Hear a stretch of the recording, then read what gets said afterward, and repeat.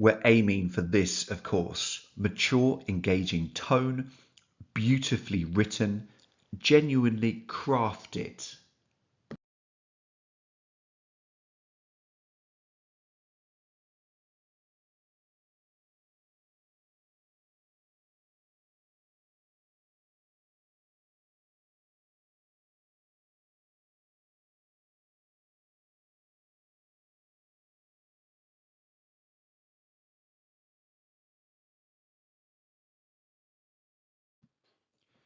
A magician, a stalwart, a human being blessed with an abundance of God-given, God-blessed talent.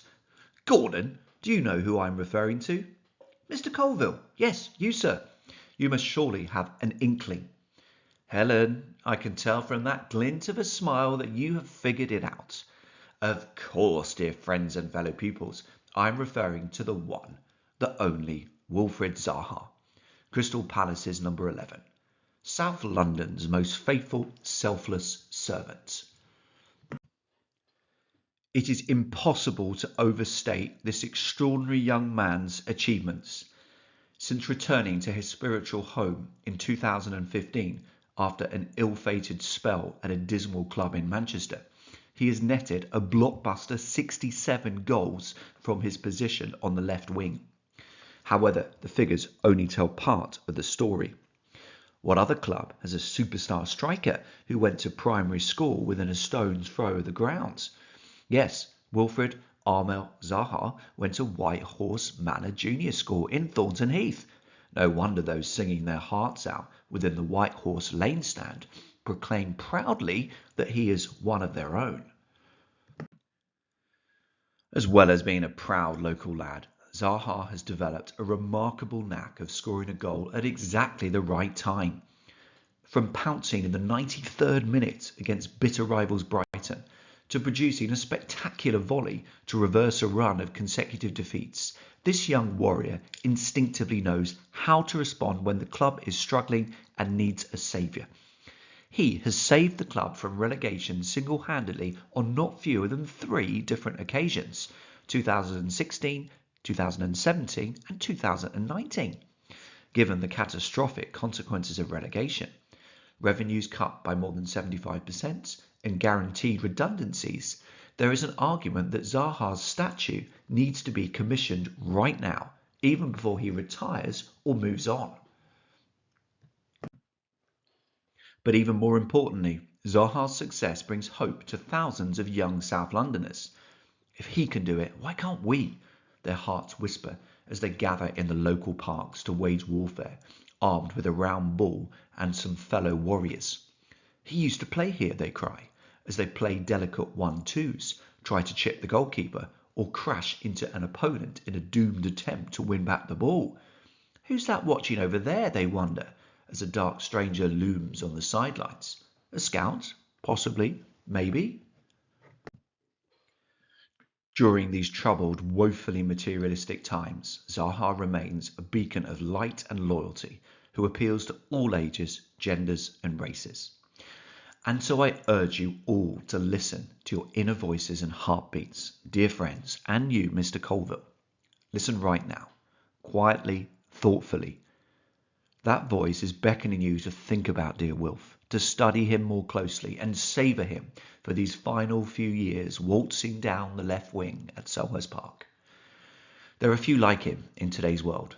Let's enjoy him while we can. Thank you for listening.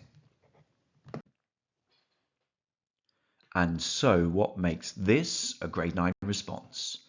Time to discuss, dear viewers, subscribers and pupils. It's pause time.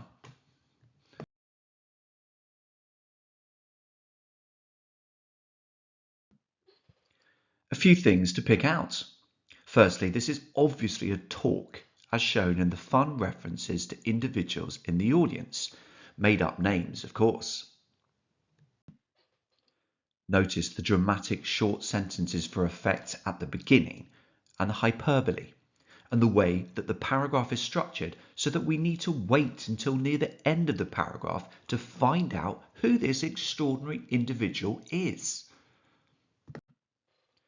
Vocabulary needs to be precise and subtle not necessarily super complex. Stalwart, inkling, glint are examples of this. Within this paragraph, note the range of sentence structures, both in terms of initial words, but also in terms of sentence types. Simple, complex, simple, complex, within a rhetorical question, complex. We have the use of humour, something always good to put into a speech or talk, seen here in the point-blank refusal to name the club in Manchester, which is of course Manchester United. Within this paragraph, note the range of punctuation. Commas used accurately, but also dashes and a colon. In this non-fiction part of the paper, you need to present yourself as an expert. And here, this is aided by the details. The exact minute of the goal against Brighton, the years the club narrowly escaped relegation, and the use of the percentage to refer to potential loss of revenue following relegation. These facts and statistics can, of course, be made up. They only need to sound convincing as opposed to be actually true. Note the use of emotive language in this section as I reference the hearts, hopes and dreams of young teenagers brought up in the local Croydon area.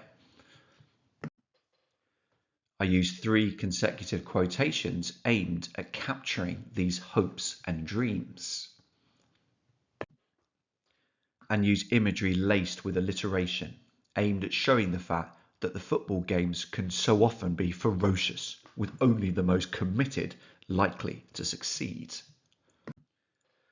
I start to sum things up in my penultimate paragraph by putting Zaha in the context of the times, and I continue to use over-the-top imagery, this time about light.